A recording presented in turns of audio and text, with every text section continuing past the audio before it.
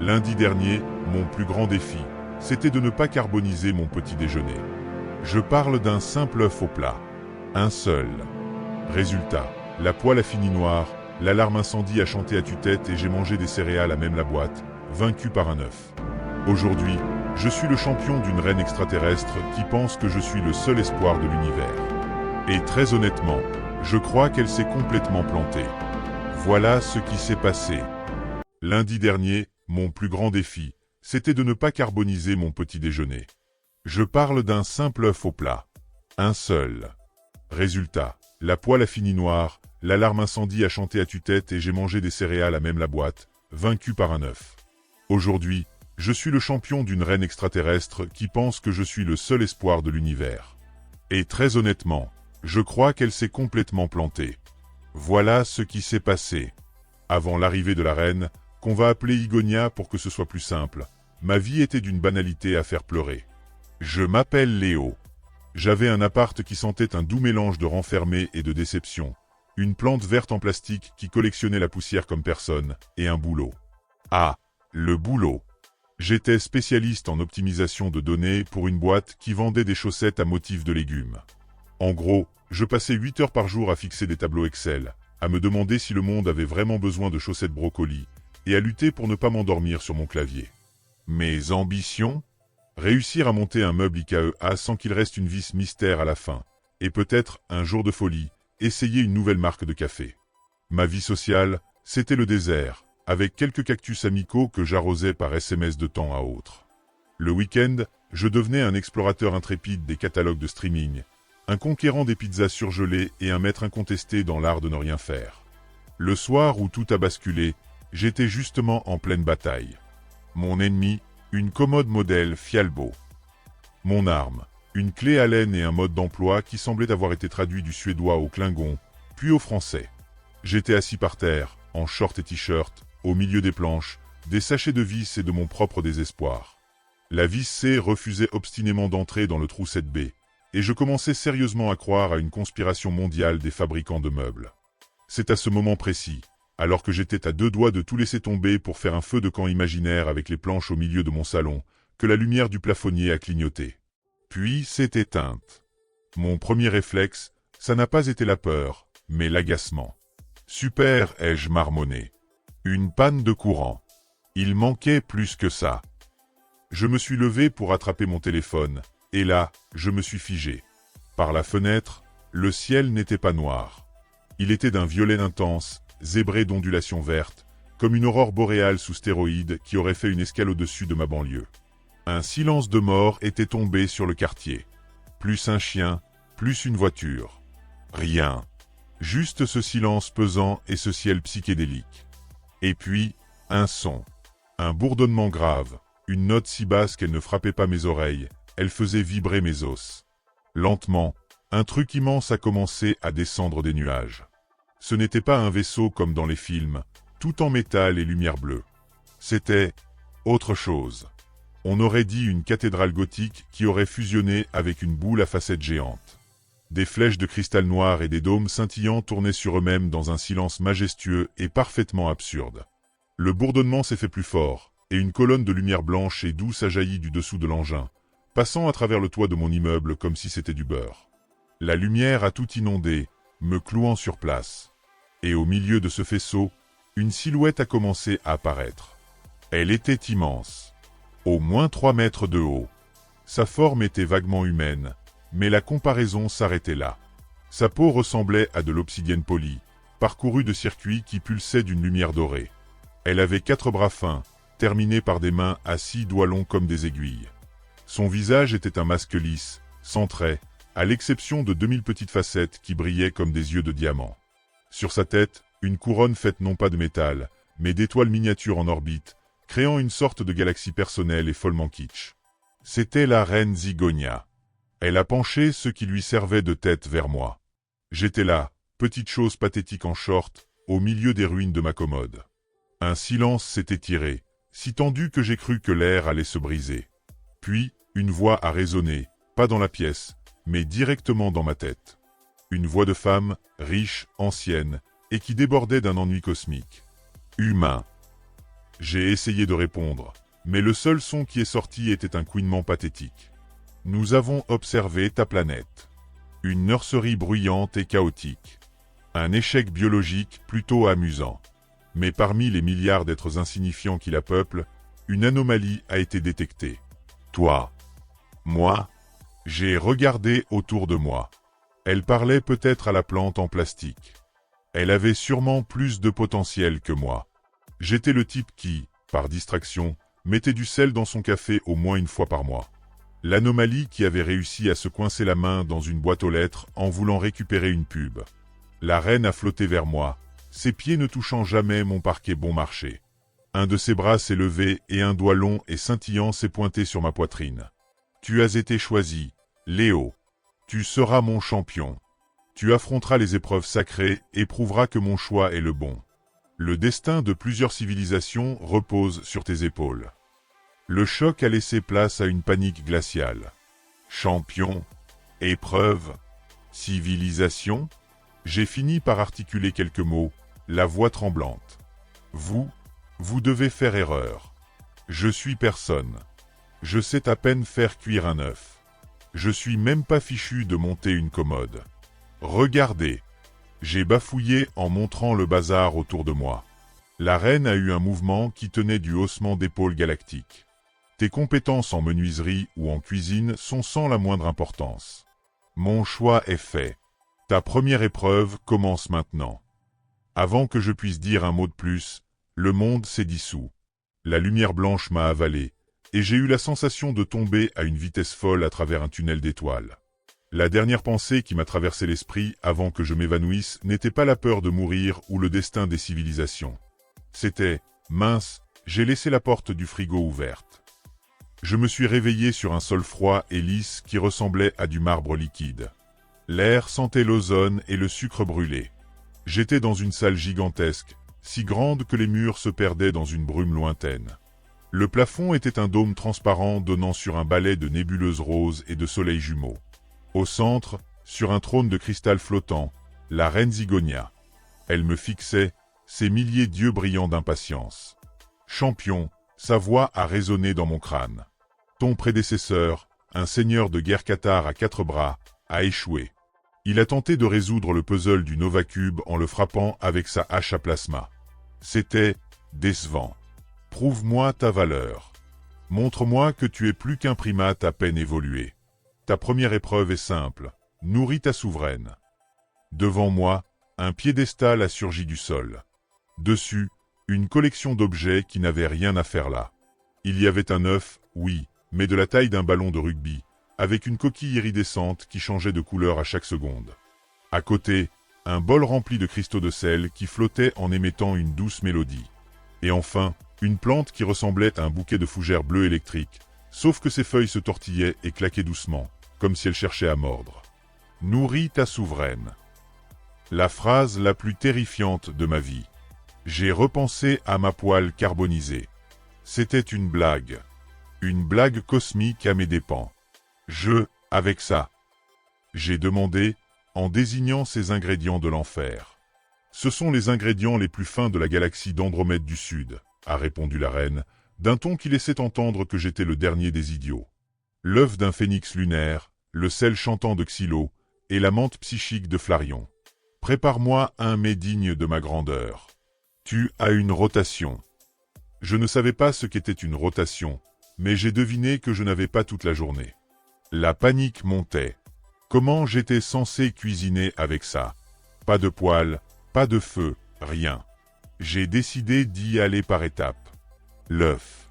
Il fallait le casser. J'ai essayé de le taper contre le piédestal. Rien. Plus fort. Toujours rien, à part une douleur fulgurante dans la main. La coquille était dure comme de la pierre. J'ai cherché un truc lourd. Rien. J'ai fini par prendre l'œuf à 2 mains et le jeter de toutes mes forces par terre. Il a rebondi, comme une balle en caoutchouc. Il a heurté un mur invisible au loin et est revenu rouler tranquillement à mes pieds. La reine a émis un son qui ressemblait à un soupir exaspéré. J'étais en pleine humiliation. Le champion de l'univers, vaincu par un œuf sauteur. J'ai réfléchi. La chaleur? Le froid? Une insulte bien placée? Puis j'ai regardé la plante. La menthe psychique. J'ai approché ma main, tout doucement. Une feuille a tenté de me mordre. J'ai eu une idée stupide. Tellement stupide qu'elle avait une chance de marcher. J'ai pris l'œuf et je l'ai présenté à la plante. « Allez, la grande, ai-je murmuré. Mords-le. Mords le gros œuf bizarre. » Une feuille s'est approchée, a reniflé l'œuf, puis s'est rétractée. J'ai insisté. Une autre feuille, plus grande, s'est déployée et, d'un coup sec, a mordu dans la coquille. Un petit crack. Une fissure. Victoire. Une minuscule victoire, mais une victoire quand même.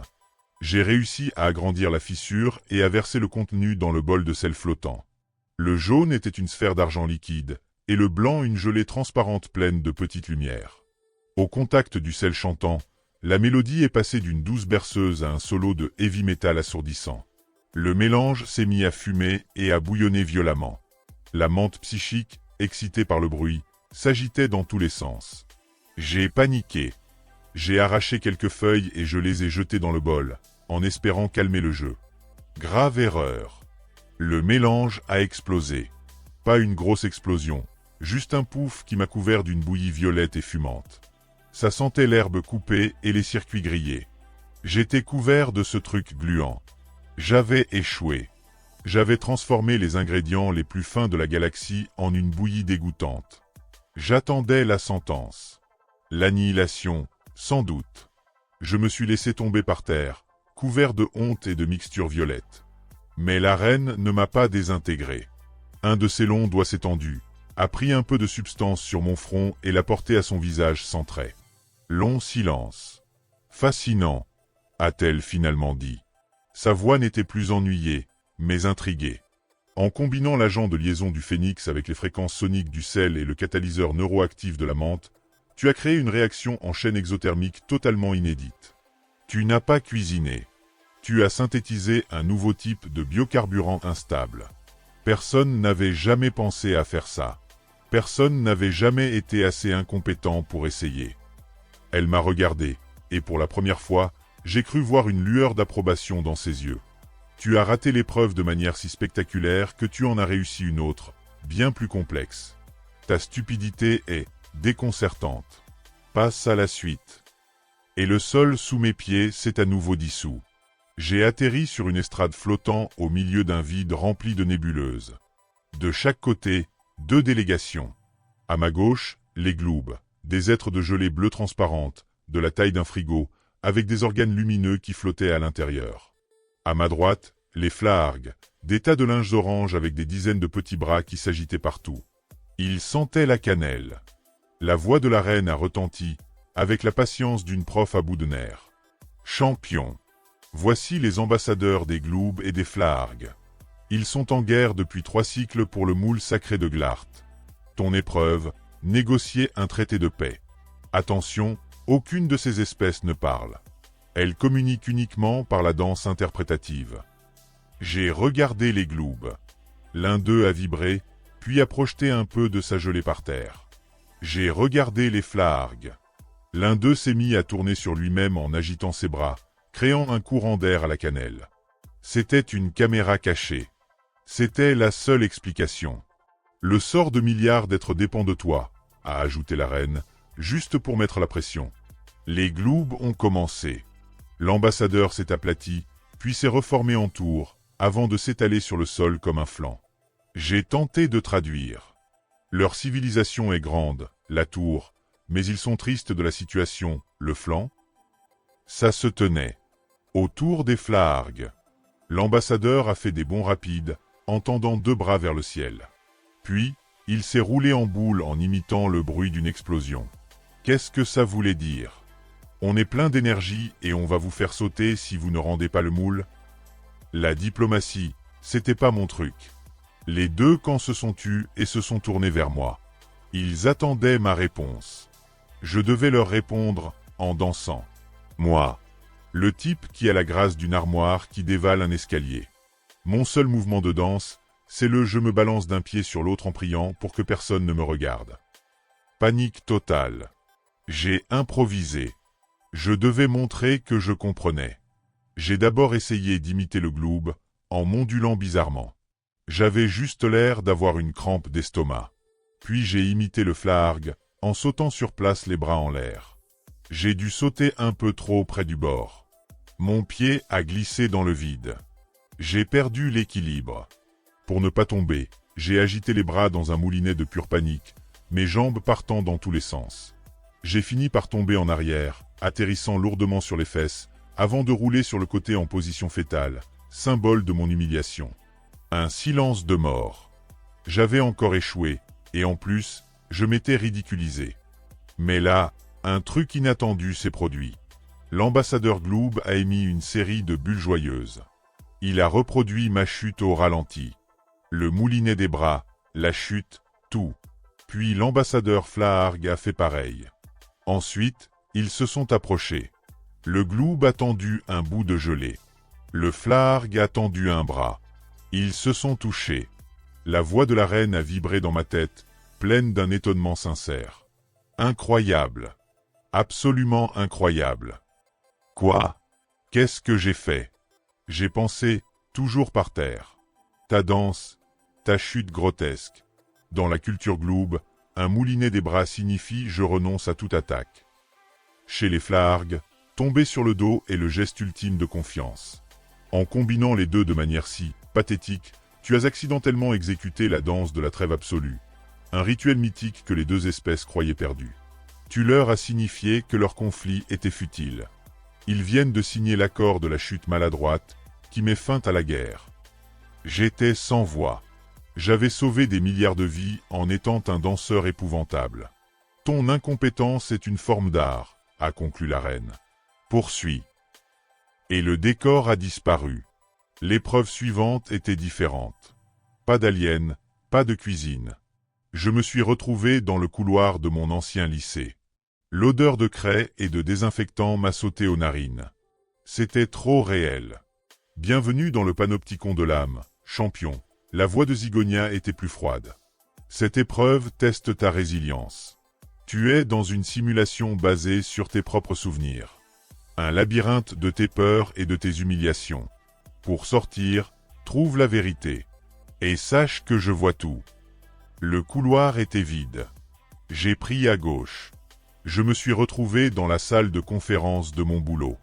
Tous mes collègues étaient là, à me fixer. Derrière moi, une diapo sur les chaussettes carottes. J'ai senti un courant d'air. J'ai baissé les yeux. Ma braguette était grande ouverte. Les rires ont commencé. J'ai senti le rouge me monter au visage. C'était un souvenir, mais la honte était bien réelle. J'ai fait demi-tour et j'ai couru. Retour à l'intersection. J'ai pris à droite. J'avais 16 ans, dans une fête. De l'autre côté de la pièce, il y avait Émilie, mon amour de lycée.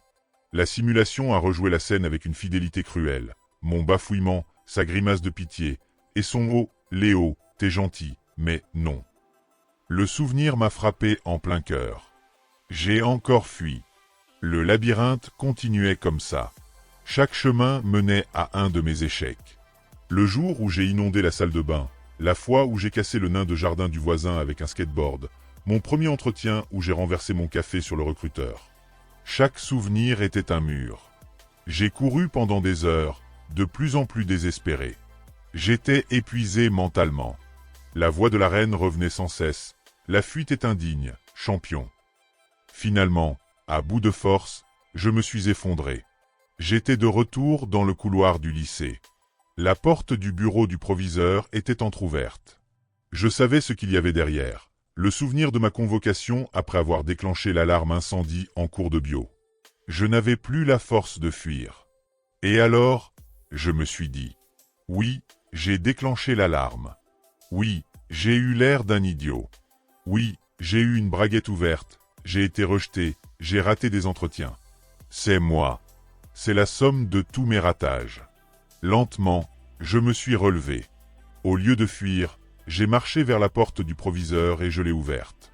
La scène était là. Mais cette fois, au lieu de la honte, j'ai juste regardé le jeune Léo paniquer et je me suis dit, c'est pas si grave, mon pote. Le souvenir a vacillé et s'est dissipé. La porte s'est transformée en une arche lumineuse. J'avais compris. La sortie n'était pas dans la fuite, mais dans l'acceptation. J'ai arrêté de courir et j'ai revisité chaque souvenir. Un par un, ils ont perdu leur pouvoir. En acceptant le dernier, le labyrinthe entier s'est dissous. Tu as cessé de fuir, a constaté Igonia. Tu as accepté tes faiblesses. C'est une stratégie inattendue. Très bien. Prépare-toi pour l'épreuve finale. Dernier changement de décor. Une plaine désolée sous un ciel rouge. Au loin, une ville en ruine. Voici la planète Xylo. Après sa pacification, la voix de la reine était grave. Ton épreuve finale est un test de jugement. Un pilier de métal a émergé du sol. Dessus, une arme. Un truc énorme, un croisement entre un fusil de sniper et un bazooka qui bourdonnait d'énergie. Prends l'annihilateur de particules, m'a-t-elle ordonné. Dans le cratère, se trouve la dernière créature vivante de cette planète. Le Fluffnado. Il a causé la destruction de cette civilisation. C'est une bête de pure rage. Ta tâche est de le détruire. J'ai à peine réussi à soulever l'arme avant de la laisser retomber. J'ai fini par la traîner derrière moi dans la poussière, en direction du cratère. En arrivant au bord, j'ai regardé en bas. Le Fluffnado n'était pas un monstre. C'était une boule de fourrure. Une énorme boule de fourrure blanche, de la taille d'une petite voiture, avec deux grands yeux noirs et tristes. Elle était blottie au fond du cratère, tremblante, et poussait de petits gémissements. De temps en temps, prise d'un spasme, elle tournait sur elle-même, projetant des pierres. Ce n'était pas de la rage. C'était de la peur. C'était la chose la plus adorablement pathétique que j'ai jamais vue. Et je devais la tuer. Que attends-tu, champion ? A insisté Zigonia dans ma tête. J'ai essayé de pointer l'arme. Trop lourde. J'ai abandonné et je me suis assis au bord du cratère. J'ai regardé le Fluffnado. Il me regardait aussi, les yeux pleins de larmes. J'ai pensé à mon chat quand il a peur de l'orage. Alors j'ai fait un truc stupide. Un truc de Léo. J'ai commencé à chanter. Une vieille berceuse que ma grand-mère me chantait. Ma voix était fausse, mais je l'ai chantée doucement. Le Fluffnado a arrêté de trembler. Il a penché sa grosse tête poilue. Ses gémissements se sont calmés. Il écoutait. Lentement, il a roulé jusqu'à moi et a frotté sa fourrure contre ma jambe. J'ai posé ma main sur sa tête. C'était incroyablement doux. Le monde s'est figé. J'étais de retour dans la salle du trône, seul face à la reine. Un très long silence. Je m'attendais à sa colère. Mais sa voix, quand elle a parlé, était presque douce. 4 épreuves. 4 échecs spectaculaires. Tu as créé un carburant au lieu d'un repas. Tu as mis fin à une guerre par pure maladresse. Tu as accepté tes faiblesses au lieu de les vaincre. Et tu as désobéi pour réconforter la créature que tu devais anéantir. Elle a flotté vers moi. Sais-tu pourquoi je t'ai choisi, Léo ? Non, j'ai murmuré. Je pensais que c'était une erreur. Mon empire est bâti sur la logique et la force. Mais nous mourrons d'ennui, de rigidité. Nous avons oublié comment improviser, ce qu'est l'empathie. Nos solutions sont toujours les mêmes, la force, l'annihilation. Des solutions stériles. Je ne cherchais pas un guerrier, j'en ai des milliards. Je ne cherchais pas un génie, ils sont prévisibles. Je cherchais une étincelle d'imprévisibilité. Une capacité à trouver une solution par l'échec, par la maladresse, par une compassion illogique. Je t'ai choisi Astérisque parce que Astérisque tu sais à peine faire cuire un œuf. Parce que ta faiblesse te force à être créatif d'une manière que nous ne pouvons plus concevoir. Ton refus de tuer une créature effrayée, c'est une qualité que nous avons perdue il y a des siècles. Je ne cherchais pas un champion. Je cherchais un antidote. J'étais abasourdi. Ma propre médiocrité était ma plus grande force. Résolution et nouvel état. Alors, c'est quoi mon rôle, maintenant ? J'ai demandé. Je suis l'antidote impérial ? La reine a émis un son qui ressemblait à un rire. Ton titre sera adjudicateur impérial des absurdités et des cas désespérés. Quand mes conseillers seront dans une impasse, tu interviendras. Tu apporteras ton point de vue unique. Ta première mission, décider comment les gloubes et les flargues vont se partager le moule sacré. De spécialiste en chaussettes à juge intergalactique. Pour la première fois, j'avais l'impression que ma vie avait un but, même si ce but était d'être le grain de sable maladroit dans l'engrenage d'un empire. D'accord, j'ai dit en me redressant. J'accepte. Mais à mes conditions. La reine a incliné la tête, curieuse. Premièrement, plus d'épreuves surprises.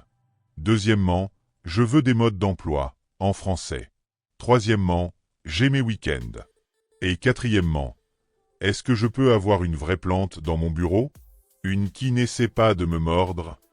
Un long silence. Puis, la voix de Zigonia a résonné, avec une chaleur nouvelle. Conditions acceptées, adjudicataire Léo. Bienvenue dans ta nouvelle vie. Pour le moule sacré, j'ai tranché, garde partagée. Une semaine chacun. Apparemment, pour la reine, c'était révolutionnaire. Et voilà comment je suis passé de roi de l'omelette raté à juge intergalactique. Ma vie est toujours un chaos, mais c'est un chaos à l'échelle cosmique. Je passe mes journées à régler des conflits absurdes, et je découvre que la meilleure solution est souvent la plus simple, la plus humaine ou la plus maladroite. Et parfois, il suffit juste de chanter une berceuse. Alors, si cette histoire vous a plu, vous savez ce qu'il vous reste à faire. Un petit pouce en l'air, abonnez-vous, et on se retrouve très vite pour la suite de mes aventures.